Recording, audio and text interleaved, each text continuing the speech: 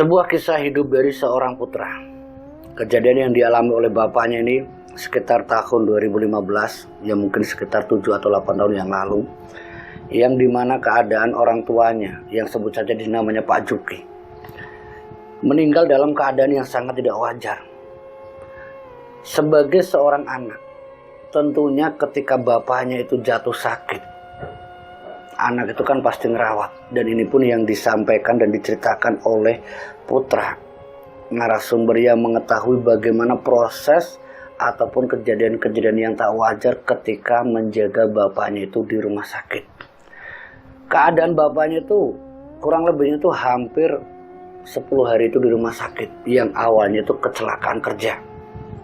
Bapaknya putra itu sebut saja tadi namanya Pak Juk, itu udah posisinya sebagai seorang mandor. Ketika dia atau bapaknya putra ini lagi kerja, sempat dapat kabar kalau bapaknya itu mengalami kecelakaan ketika dia lagi ngecek semua pekerjaan bawahannya, namun di situ sebuah musibah yang tak terduga menimpa bapaknya, yang tak lain kejatuhan sebuah benda yang sampai di bagian pelipis kepala itu harus robek. Dan tentunya seorang Pak Juki langsung tidak sadar diri dan langsung dibawa di rumah sakit. Mendengar kabar tersebut, putra pun yang sebagai anak sulungnya yang sudah dewasa, udah 20 tahun, bersama ibunya dan adik-adiknya langsung berangkat ke rumah sakit di mana bapaknya itu dirawat. Itu ketika mendengar kabar dari salah satu teman bapaknya yang sebut saja di sini namanya Pak Ganda, yang sama-sama sebagai seorang mandor. Setelah sampai di rumah sakit, bapaknya putra itu dalam keadaan sudah tidak sadar diri, benar-benar tertidur. Hanya detak jantung yang terlihat dalam keadaan terbaring. Dan sadar itu setelah hampir mungkin lebih dari 1 hari. Itu semenjak kecelakaan jam 2 siang. Sadar itu sekitar jam 5 sore. Itu seharian itu tidak sadar sama sekali. Sampai putra ibunya itu semua udah nangis. Nangis ya kalau bapaknya ini kenapa-napa. Itu hari pertama jaga bapaknya di rumah sakit. Jadi keadaan bapaknya itu ya waktu pertama kali sampai itu memang udah pingsan, udah bener-bener kayak orang koma. Namun ketika jam 5 sore itu sadar. Sempat Pak Juki itu bapaknya putra itu ngelihat putra, istrinya sama anak-anaknya mengatakan sesuatu yang sangat menyentuh perasaan dari putra ataupun ibunya. Karena yang dikatakan itu, jaga adik-adik kamu putra, bapak mungkin udah tidak bisa kerja lagi. Ini kan tentunya membuat putra pun sempat mengatakan ke bapaknya, Pak, cepat sembuh Pak, bapak masih bisa kerja. Bapak bisa kerja, udahlah Pak, tidak usah mikirin kerjaan dulu. Putra juga sekarang udah dapetin kerjaan kok Pak. Udah bapak pentingin keadaan bapak cepat sembuh, jangan mikirin pekerjaan. Iya putra. Dia sempat ada banyak obrolan tentang keadaan bagaimana di rumah. Namun itu kalimat pertama yang diucapkan bapaknya ketika dia sadar. Nitip putra untuk menjaga adik-adiknya. Dan itu yang dikatakan bapaknya pertama kali bapaknya itu sadar. Ini yang membuat putra pun merasa tersentuh, ya sampai dia tuh berusaha untuk menguatkan bapaknya agar cepat sembuh. Namun sebelum keadaan bapaknya itu sadar, ya di situ kan ada teman yang satu profesi yang juga sebagai mandor yang namanya Pak Ganda. Itu sempat ditanyakan sama ibunya sama putra yang mendengarkan itu sebab musabab sampai Pak Juki itu kecelakaan itu bagaimana. Pak Ganda pun menceritakan kalau penyebab kecelakaan itu ya seperti apa yang saya sampaikan ke ibu. Kalau bapak itu ketika lagi ngecek, itu dia kejatuhan benda yang berbentuk balok. Dan itu benar-benar meleset dari atas, yang waktu itu ya satu pun tidak ngerti kalau itu bakal jatuh. Namun apesnya bapaknya saat itu Pak Juki, itu sampai kena ke pelipis yang sampai ke bagian pundak, itu membuat tangannya tuh bisa dibilang ya sampai patah tulang. Itu yang saya ketahui, dan itu pun dari salah satu bawahan dari Pak Juki yang ngelihat secara langsung. Dan Pak Juki pun tidak sadar seketika itu. Nah, saya yang juga sebagai mando saat itu pun langsung meminta semuanya untuk berhenti kerja dan mengantar Pak Juki langsung ke rumah sakit ini. Nah, saya itu ngejaga sampai ya sadarnya Pak Juki ini. Itu saya sendirian, Bu. Ya, termasuk kedatangan ibu sama keluarga itu ya saya sendirian. Karena yang lain ya harus kembali kerja, Bu. Itu dari salah satu teman mandonya, bapaknya Putra, yaitu Pak Ganda. Setelah bapaknya udah sadar, udah mulai bisa ngobrol ini ya, Pak Ganda itu pamitan. Dia pamitan ya tentunya untuk kembali aktivitas. Dia kembali itu sekitar jam 8 malam. Yang intinya dia juga butuh istirahat lah. Sekitar jam 8 malam, Putra yang melihat kondisi bapaknya memang harus dirawat lebih ya. Tangannya itu patah, tangan bagian kanan itu patah, sementara bagian atas itu diperban, itu bagian kepala. Saat malam hari, ya sekitar jam 10 bapaknya sempat istirahat sebentar, sembari dicek secara medis itu terus menerus, yang semua itu ditanggung oleh perusahaan di mana bapaknya itu kerja. Semua biaya itu ditanggung oleh perusahaan itu. Dan sekitar jam 10 malam, bapaknya itu sempat terbangun kembali, bilang sama ibunya Putra, dan meminta sama anak-anaknya yang lain termasuk Putra dan adik-adiknya itu untuk dekat di tangan kirinya. Bapak ingin peluk kalian semua. Ibunya, ya Putra, ya adik-adiknya dipeluk. Bilang sama ibunya itu, Bu, jaga anak-anak ya, Bu. Jaga anak-anak. Pak, jangan ngomong kayak gitu, Pak, jangan ngomong kayak gitu. Itu udah kayak firasat ya. Putra itu udah ngerasa kayak firasat ini bapaknya mau kemana, tapi ya pikiran kayak gitu waktu itu dihilangkan sama Putra termasuk sama ibunya. Namun ya kesedihan itu tentunya tidak bisa hilang begitu saja. Sampai keadaan bapaknya itu sempat istirahat lagi sebentar ya. Sempat sadar, istilahnya sempat terbang itu kurang lebihnya hampir 1 jam. Jam 11 dia istirahat kembali. Namun jam 1 dini hari, baru tidur 2 jam itu ketika Putra yang memang ngejaga bapaknya ditemani ibunya, sementara adiknya tidur di teras itu. Adik-adiknya Putra itu usianya sudah SMA sama SMP. Itu laki-laki semua nanya Pak Juki. Adiknya Putra tidur di bawah tempat di mana bapaknya itu dirawat. Jam 1 dini hari saat Putra sendirian di mana ibunya juga istirahat, adik-adiknya istirahat, Putra ngelihat sendiri kalau bapaknya tuh di saat tidur itu kayak ketakutan. Kepalanya geleng kanan geleng kiri, padahal itu posisi kalau misalkan keadaan normal ya, itu pasti akan terluka kembali. Karena tangan itu seperti digerakkan kembali, padahal itu tangan patah. Namun seperti kayak bisa terangkat. Ini sesuatu yang membuat Putra itu kaget. Pak, sadar Pak, bangun Pak. Namun usaha Putra ketika membangunkan bapaknya dengan keadaan seperti tadi, itu bapaknya udah sadar. Itu bapaknya udah terbangun. Dibangunkan itu udah bangun-bangun sampai Putra dia sebisanya dia berdoa untuk bapaknya tuh agar terbangun dari keadaan yang mungkin bisa dibilang mimpi buruk. Dan saat terbangun ini dengan keringat dingin yang benar-benar membasahi pakaiannya, selimutnya ya, itu sekujur badan itu ngerasa kayak panas banget. Sampai bapaknya yang namanya Pak Juki itu pun sempat bilang sama Putra, Bapak takut, Bapak takut. Bapak takut kenapa Pak? Bapak mimpi apa? Putra, Bapak mimpi buruk Putra. Bapak diajak orang, dilempar orang. Astagfirullahaladzim Pak, istighfar Pak. Kalau tidur itu doa ya Pak ya. Semoga mimpi Bapak yang diajak orang, dilempar itu jangan sampai terjadi Pak. Iya Putra, Bapak takut Putra. Sampai Putra pun mengelap keringat sampai bangunkan ibunya. Bu, Bapak bangun Bu. Bu, kata bapaknya ini, Bu, Bapak takut Bu, Bapak pengen pulang. Bapak mau pulang kemana? Ini jam berapa Pak? Lagian Bapak juga harus dirawat. Bu, Bapak pengen pulang Bu, Bapak udah kuat Bu, di sini Bu udah kuat. Ada apa sih Pak? Ada apa? Bu, pokoknya besok harus pulang Bu, harus pulang Bu. Ya nanti tak usahakan sama dokter jaga apa boleh kalau bapak dirawat di rumah. Tapi bapak sehat-sehatin dulu. Saat itu bapaknya yang mulai tenang, keadaannya mulai mending sampai hampir jam 2:30 bapaknya bisa istirahat kembali.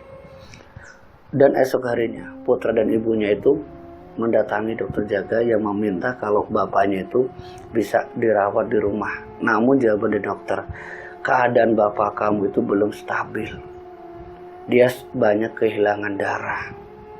Tenaganya itu belum siap untuk dirawat di rumah. Dia butuh istirahat lebih di sini. Nanti kalau udah mending ya tentunya saya akan mengizinkan. Dan bapak kamu pun harus dioperasi. Itu harus karena tangannya itu patah. Kalau udah dioperasi tak mungkin akan menjadi permanen lukanya. Tapi semua itu tergantung keputusan dari kalian. Tangan bapak kamu nanti kalau kondisi bapak kamu udah mendingan, sudah fit, sehat, ya nanti dioperasi. Tapi kalau belum, kami tidak berani. Itu dari dokter intinya tidak diizinkan. Dengan keadaan seperti itu ya tentunya bagi putra ataupun ibunya tidak bisa berbuat lebih. Dan sekitar jam 10 pagi itu beberapa teman-temannya bapaknya putra itu berdatangan, termasuk salah satu mandor yang tak lain adalah Pak Ganda. Dan di situ ada mandor-mandor yang lain lah. Tapi putra tidak tahu, yang setahunya putra ya cuma Pak Ganda. Karena Pak Ganda ini adalah orang yang memang mengajak bapaknya ketika bapaknya itu ikut kerja ke kota. Nah, kenalnya Pak Ganda pun di sebuah proyek yang awalnya seorang kuli biasa, yaitu Pak Juki ini, bapaknya putra itu bukan seorang mandor, yang hanya seorang kuli biasa. Namun setelah kurang lebihnya 1 tahun ikut sama Pak Ganda, bapaknya itu diangkat menjadi seorang mandor. Dan memang setelah menjadi mandor itu ya semua apa yang dimiliki oleh bapaknya putra yang terkait dengan hasil pekerjaannya memang merubah secara finansial. Jelas merubah. Yang waktu itu usianya putra sekitar 19 tahun yang juga baru bekerja di salah satu garmen. Pekerjaan putra itu di garmen, bukan di pabrik yang bayarannya gede, itu enggak. Yang penting bagi putra ya dia itu bisa mencukupi untuk dirinya, ya kalaupun sisa bisa untuk ngebantu keluarganya. Namun setelah menjadi mandor itu hanya bertahan 1 tahun yang sampai kecelakaan. Ini yang sedikit cerita tentang latar belakang seorang Pak Juki, yaitu bapaknya putra. Dan kedatangan mereka itu tidak hanya menjenguk orang sakit biasa. Mereka juga yang ngasih sebuah surat yang tak lain semua biaya itu ditanggung perusahaan. Jadi biaya rumah sakit itu semuanya udah diurus sampai kondisi dari Pak Juki sembuh total. Pokoknya biaya berapapun itu surat dari perusahaan yang dimana bapaknya itu kerja, itu tertulis jelas. Perawatan sampai sembuh ditanggung perusahaan. Ya tentunya bagi putra atau ibunya yang tadi punya rencana pingin pulang kampung, ya tidak berani karena biaya rumah sakit kan sudah jelas berapa banyaknya. Dan apa yang disampaikan oleh sang mandor yang lewat Pak Ganda tadi, ya dari keluarga putra Pak juga ataupun ibunya putra tidak bisa menolak. Yang intinya ingin merawat bapaknya yaitu di rumah, itu tidak bisa dilakukan ya karena terkait dengan biaya yang sampai kesembuhan seorang Pak Juki yang mandor di perusahaan itu semua biaya itu ditanggung sampai sembuh total. Dan ini pilihan yang sulit bagi putra ataupun ibunya putra. Sampai di sore hari itu memang kabar duka yang tali kecelakaan kerja yang menimpa Pak Juki itu dari Pak adiknya Pak Lenya itu sorenya itu berdatangan sekitar jam 5 sore itu ya menjenguk Pak Juki. Menjenguk sampai hampir 1 malam. Itu alhamdulillah keadaan bapaknya putra itu ya bisa dibilang sudah kembali baik-baik saja. Ngobrol ya dengan keluarganya ya bisa ngobrol dengan keadaan tenang. Sampai istirahat pun ya bisa tenang. Dan di esok harinya putra sama ibunya yang datang itu satu keluarga. Adik-adiknya putra itu kan masih sekolah. Sempat sama putra itu atau Pak Juki juga menitipkan anaknya untuk ikut pulang melanjutkan sekolahnya. Sementara Pak Juk itu dijaga sama putra dan juga ibunya. Di hari-hari yang selanjutnya keadaan bapaknya itu sebenarnya sudah mulai mending, sudah mulai membaik. Yang tujuan utamanya itu ia sampai sehat pulih total untuk melanjutkan operasi di bagian lengan yang patah. Karena dari pihak rumah sakit tentunya menyarankan kalau udah benar-benar siap operasi ya akan dilakukan, namun kan butuh pulih secara total. Itu untuk menjaga keseimbangan yang mungkin yaitu sepengetahuan dari medis lah. Itu dari putra penjelasannya semua seperti itu. Kurang lebihnya setelah 1 minggu memang tidak ada kejadian yang janggal. Intinya perusahaan sudah lepas total dengan biaya yang memang mungkin dengan bahasa intinya pihak rumah sakit itu hanya minta biaya dari perusahaan. Jadi putra sama ibunya itu ya udah ada peduli urusan biaya, itu udah ada ngurus sama sekali. Memang sudah diurus lah sama sang mandor yang lain, yang tak lain adalah Pak Ganda. Intinya sudah diserahkan semua biaya, semua urusan terkait dengan biaya rumah sakit tadi, itu urusan dari Pak Ganda. Nah setelah 1 minggu keadaannya udah mulai membaik, di mana hari ke-9 itu mau operasi, ini udah lewat 7 hari loh. 7 hari itu udah keadaannya membaik, namun 2 hari sebelum operasi, itu malam ke-8, yang terjadi sama bapaknya putra. Di mana putra sendiri harus menanggung risiko dia yang kerja di garment, itu harus dikeluarkan. Karena sudah 1 minggu dia tidak kerja.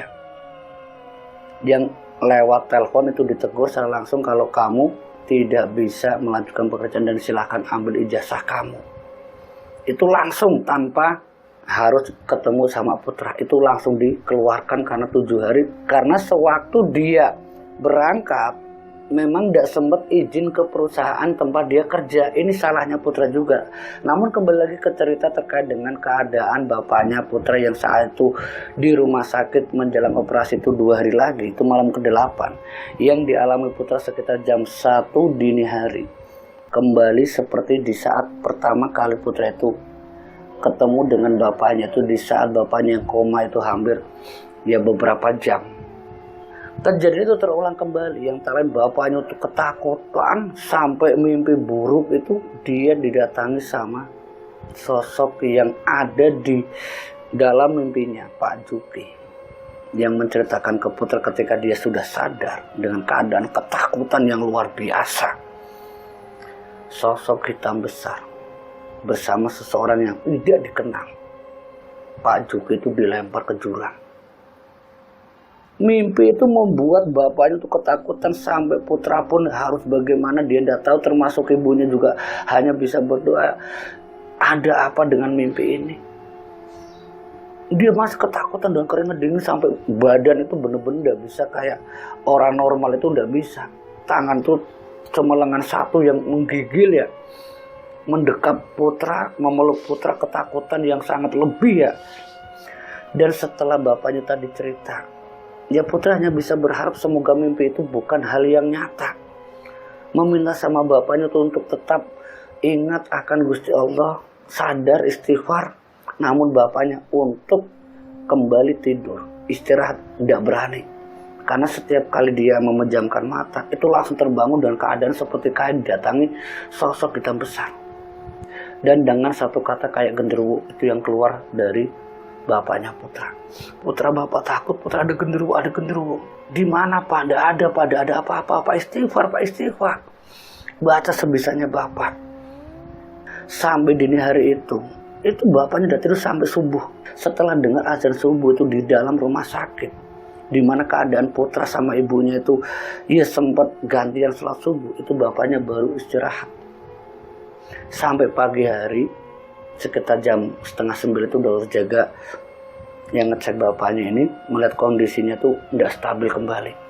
Yang seharusnya besoknya itu operasi, keadaan yang mungkin detak jantung yang tidak stabil dengan ketakutan yang berlebihan sampai bisa dibilang ya mungkin kondisi apanya, kata dokter ke putra itu, bapak kamu butuh istirahat lebih, dia harus tenang, tidak usah khawatir dengan operasi pasti lancar. Itu yang dijelaskan secara medis.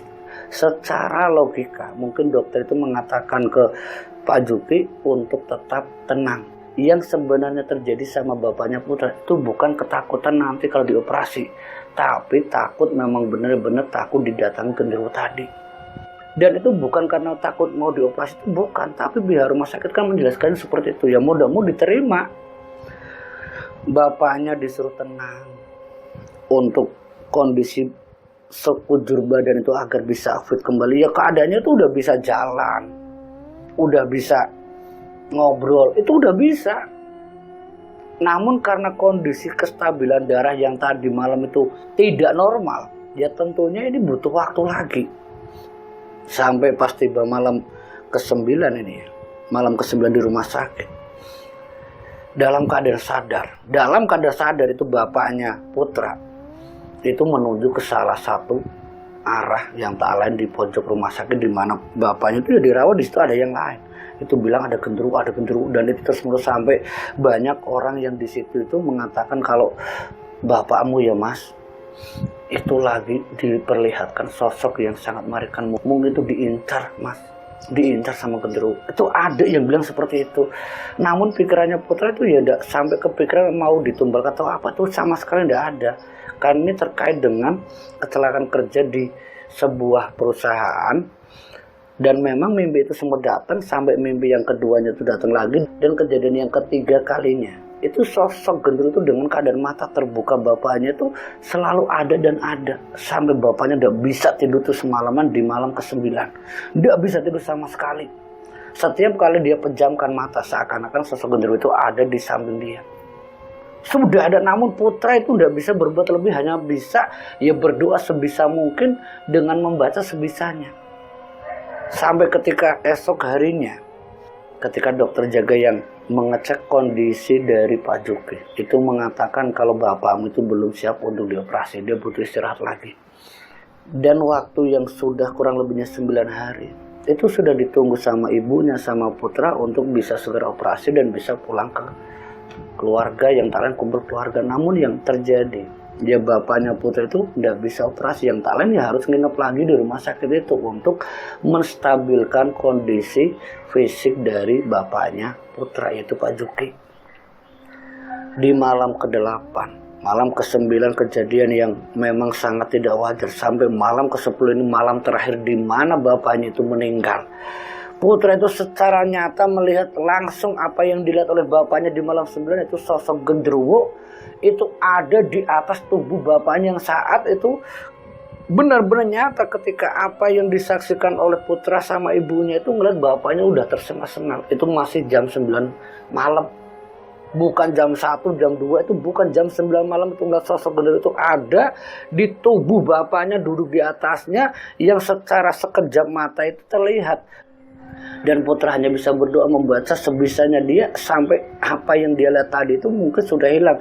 Namun dibalik hilangnya sosok tadi, nafas bapaknya yang tadi tersengal-sengal pun ikut terhenti. Yang tak lain bapaknya Putra itu Pak Juki ikut menghilang, yang tak lain meninggal dunia. Sekitar jam 9 lebih bapaknya Putra itu meninggal dunia. Sampai tangisan kesedihan dari Putra sama ibunya pun, yang waktu ngeliat bapak itu kayak sakratul maut, itu nangis sudah nggak terkontrol. Sampai kesedihan itu, sampai dokter jaga itu sampai jantung itu dipacu dari kejadian sosok tadi yang duduk di atas tubuh bapaknya Putra. Itu dokter jaga itu langsung masuk. Namun yang terjadi, bapaknya Putra sudah tidak tertolong lagi, sudah dalam keadaan meninggal dunia. Itu yang terjadi sama bapaknya Putra. Dan setelah kejadian bapaknya itu meninggal, tentunya bagi seorang Putra, seorang anak, sama ibunya pun meminta pihak rumah sakit untuk mengantar jenazahnya ke tempat tinggal yang tak lain, yang tidak jauh dari kota itu. Diantar langsung pakai ambulan dari pihak rumah sakit. Sekitar jam 11 malam itu keluar dari rumah sakit, yang dimana Putra sama ibunya itu ada di dalam mobil ambulan tersebut. Sampai di rumah itu sepagi. Dan di rumah itu kabar duka itu udah pada menanti semua. Ya Pak Alenya, Pak Adenya, semuanya, termasuk kedua adiknya Putra yang sudah mengetahui kalau bapaknya meninggal. Tuh nangis ketika ambulan itu datang. Saat sampai di rumah, jadi dilangsungkanlah pemakaman yang tanpa jeda, ya ini langsung Sholati dan sebagainya diuruslah sampai pemakaman sekitar jam 11 siang itu selesai. Namun di balik pemakaman seorang Pak Juki itu bapaknya Putra. Putra yang merasa ini bukan hal yang wajar bapaknya itu meninggal padahal keadaan selama 1 minggu udah membaik, namun 3 hari setelahnya itu kok aneh banget. Itu pun sempat diceritakan ke keluarga besarnya. Nah, dari salah satu keluarga besarnya itu pun menyarankan untuk mengetahui apakah ini ada kaitannya dengan kecelakaan kerja yang memang sengaja ada orang yang ingin menumbalkan orang tuamu, atau memang ini benar-benar kecelakaan kerja. Nah, lewat salah satu keluarganya yang kurang lebihnya 7 hari ditahlilkan ya, didoakan. Itu memang ada kejadian yang mungkin di luar nalar. Bapaknya sering datang dalam mimpi ke ibunya Putra, sampai ke Putra yang terus selalu minta tolong. Ini semakin menunjukkan, meyakinkan Putra bahwa bapaknya itu bukan meninggal secara hal yang wajar. Sampai setelah 7 hari itu selesai tahlilan, Putra yang bersama Pak Lenya datang ke salah satu praktisi yang menjelaskan memang bapakmu itu seperti kayak diinginkan untuk dijadikan syarat pesugihan, tapi siapa pelakunya? Ya semua itu tidak bisa dibuktikan secara nyata. Yang bisa dilakukan oleh seorang praktisi, semoga bapakmu tidak dijadikan budak pesugihan ataupun pindah alam yang seharusnya di alam barzah sampai di alam pesugihan. Dan itu pun dilakukan yang tak lain mendoakan kembali almarhum Pak Juki itu bapaknya Putra itu sampai kurang lebihnya itu ya 40 hari setelah 7 hari. Itu didoakan kembali terus menerus. Yang alhamdulillah setelah kurang lebihnya itu mungkin awal-awalnya itu 10 hari pertama, bapaknya masih dalam keadaan bisa dibilangnya sangat mengerikan kedatangannya, dengan keadaan tubuh yang terluka, dengan pakaian kerjanya dulu. Itu masih sering datang sampai di 10 hari yang kedua itu 20 hari didoakan. Keadaannya udah mulai berubah-berubah sampai 40 hari. Mimpi yang sering dialami oleh Putra, ibunya, dan ya seluruh anggota keluarga termasuk adik-adiknya itu sering dimimpikan bapaknya. Kalau keadaan bapaknya itu udah tenang, sering melambaikan tangan dengan senyuman yang tak lain mungkin sebuah kebahagiaan kalau seluruh anggota keluarga itu udah mendoakan, yang membuat almarhum Pak Juki itu tenang di alam barzah. Wallahu a'lam bishawab. Dan semenjak saat itu ya Putra hanya bisa mengenang bagaimana seorang bapak yang berjuang keras demi keluarganya. Dan Putra lah yang akhirnya menjadi tulang punggung untuk keluarganya. Walaupun saat itu dia harus keluar dari pekerjaan, namun rezeki tidak akan kemana. Dia mendapat pekerjaan yang lain lagi, yang alhamdulillah bisa mengangkat derajat keluarganya. Itulah sebuah kisah hidup dari seorang putra yang pernah mengalami sebuah kejadian yang lain menimpa bapaknya sendiri. Wassalamualaikum warahmatullahi wabarakatuh.